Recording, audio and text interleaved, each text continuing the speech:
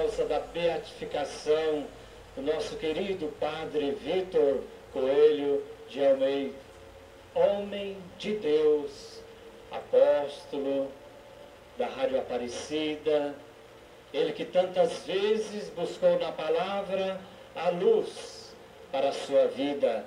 Assim também queremos nesta Santa Missa aprender de Padre Vítor esta atitude de proximidade, de sentir sede da palavra do Senhor. Meus irmãos e irmãs, na liturgia da palavra que nós ouvimos, podemos perceber na primeira leitura do profeta. Profeta é alguém escolhido por Deus, é alguém que consola, que ampara, é alguém que dá palavra de conforto e de esperança. Mas o profeta também é aquela pessoa de coragem que denuncia as injustiças sociais. Apesar da nossa teimosia, Deus não desiste de nós. Ele está sempre nos chamando à conversão por meio de seus profetas. O profeta muitas vezes é injustiçado, é perseguido, mas não desiste da sua missão. E o próprio Deus o motiva a falar em seu nome. Felizes seremos se escutarmos as palavras dos profetas do Senhor, dos profetas dos tempos passados, mas ouvir também a palavra dos profetas dos tempos de hoje.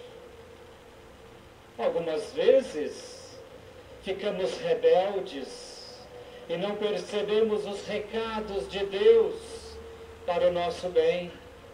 É uma grande verdade.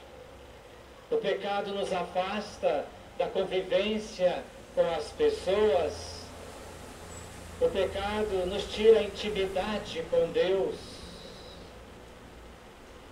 Mesmo assim, nunca poderemos afirmar que tudo está perdido, pois o Senhor vigia a nossa trajetória. Ele fará de tudo para nos dar de novo a vida perto dele. Que bom sabermos disso. Deus quer o nosso bem.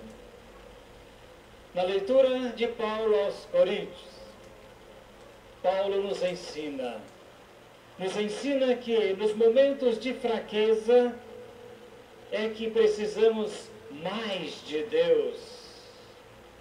Ele compreendeu isso, por isso aceitou o espinho na sua carne, que o maltratava, do qual ele desejava se livrar, mas não conseguia. Nós desejamos nos livrar de muitas cruzes, é verdade?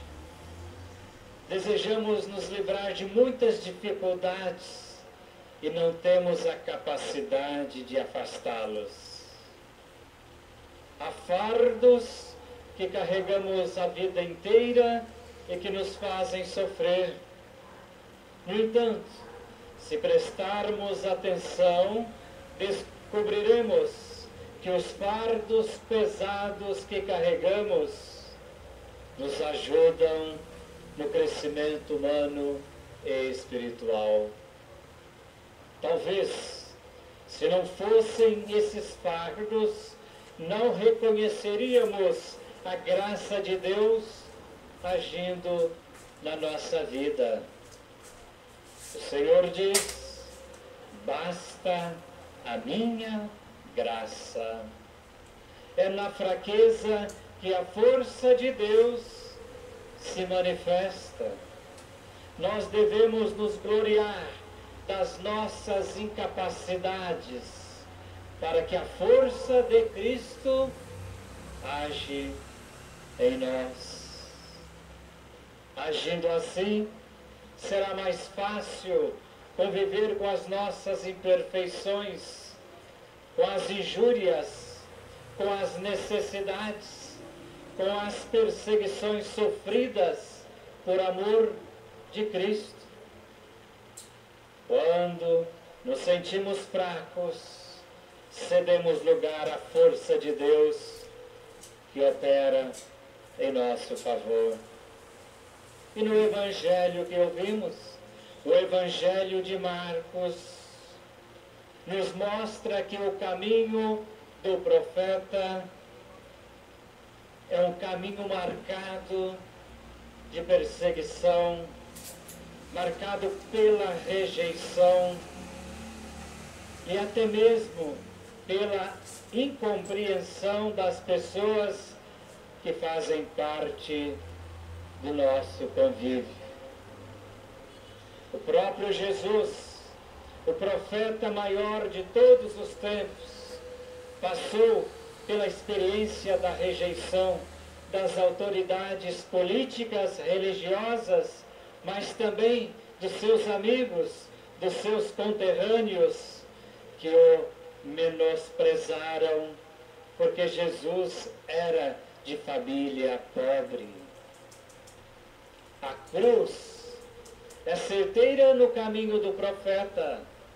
São muitos os que querem calar a voz do profeta, mas é inútil, pois nem a morte consegue calar a voz de um profeta. É justamente depois da morte do profeta que a sua voz passa a ressoar com maior intensidade, chegando até mesmo por onde ele não pisou. O Evangelho que ouvimos nos convida a refletir, portanto, do caminho do profeta, e quem sabe seja o caminho de todos nós. Fala do retorno de Jesus à sua cidade de origem, Nazaré, cidade de Nazaré, onde Jesus ali experimentou a dor profunda da rejeição. Antes de saber que Jesus era o enviado de Deus, o povo ficava maravilhado com as suas palavras que saíam de sua boca. Mas quando a identidade de Jesus começava a ser revelada na pessoa dele, aquela admiração caiu por terra. Aqueles que esperavam por um Messias triunfalista, com poderes políticos, como salvador da pátria, que fosse defender os seus interesses pessoais, não quiseram aceitar o Messias de origem simples, que tinha um olhar voltado para os pequenos, para os pobres, para os marginalizados. Avaliaram Jesus pela sua condição social e recusaram a mergulhar no mistério de Deus, ficando somente no superficial. E o mais importante, eles não quiseram ver o rosto humano do Pai se revelando no filho de um carpinteiro. Os compatriotas de Jesus tiveram nas mãos a chave da felicidade, mas não se deram conta desta preciosidade, desperdiçando a graça de Deus que chegou por eles por meio de Jesus.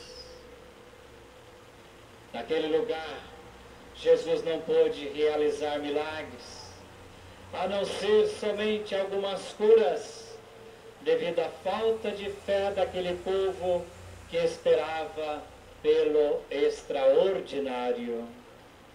Será que nós também não temos atitudes semelhantes às atitudes dos conterrâneos de Jesus?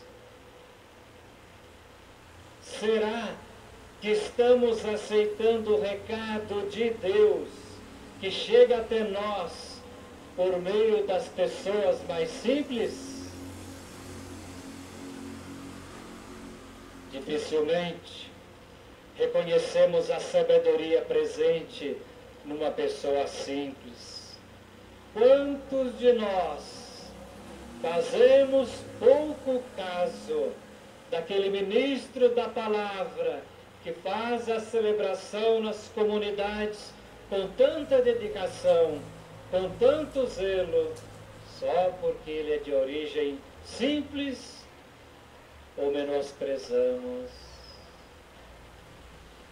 Quantas vezes deixamos escapar a mensagem de Jesus, quer nos passar através dos pequenos, dos simples, pois é Ele quem fala pela boca dos mensageiros, dos seus profetas. O Padre Vítor Coelho de Almeida não foi diferente.